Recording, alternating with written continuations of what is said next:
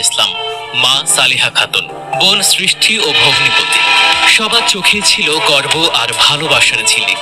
তাদের এই ছোট্ট বসত বাড়ি, যা চাঁপাইনবাবগঞ্জের কানসার্ট এলাকার গ্রামীণ জীবনের শিকড়কে শহরে ব্যস্ততার মাঝে ধরে রেখেছিল, আজ যেন আরো উজ্জ্বল হয়ে উঠেছিল ছেলের সাফল্যের সম্ভাব্য খবরে। কিন্তু দুপুর একটা বাজতেই সব উচ্ছ্বাস মিলিয়ে গেল এক নিদারুণ দুঃসংবাদে।